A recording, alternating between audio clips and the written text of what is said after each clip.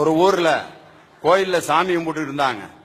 அந்த சாமி கும்பிட்டு இருக்க ஆளுங்க பூரா போய் சாமி நீதான் எங்களுக்கு எல்லாம், சாமி சாமி எனக்கு எல்லாம் நீதான் செய்யணும், பிள்ளைகளுக்கு படிப்பு நீதான் கொடுக்கணும், என் வீட்டுக்கு நீதான் நல்லபடியா காப்பாத்தணும், என் மனைவிக்கு சோகம் இல்ல அதுக்கு எல்லாம் நீதான் சாமி சாமி சாமி சாமின்னு கும்பிட்டுக்கிட்டு இருந்தாங்க.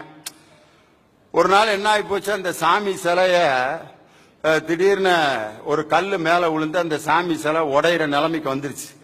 உடனே ஒரு குரூப் அந்த சாமி சிலையை கொண்டு போய் ஒரு 75 நாள் வச்சிருந்து நான் ஒரு கணக்காக சொன்னேன்.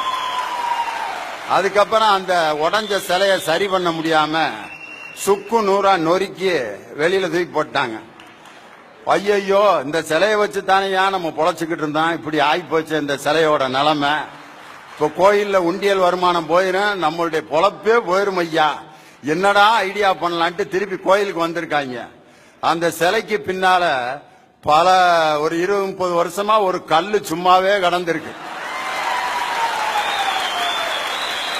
ஒரு கல்லு படக்குன்னு பார்த்தாங்க, ஐடியா பண்ணாங்க, மாப்புல கல்ல மேட்ரு பண்ணிடுவோம்டா அப்படின்ட்டு.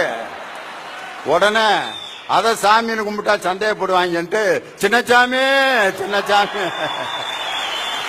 சின்னசாமி நீதான் சின்னசாமி எங்களை காப்பாத்தன, சின்னசாமி நீதான் சின்னசாமி என் சாமி என் சின்னசாமி நீதான் சாமிய காப்பாத்தின எங்க சின்னசாமி அப்படின்ட்டு அப்படியே ரூட்டை மாத்தி விட்டான்.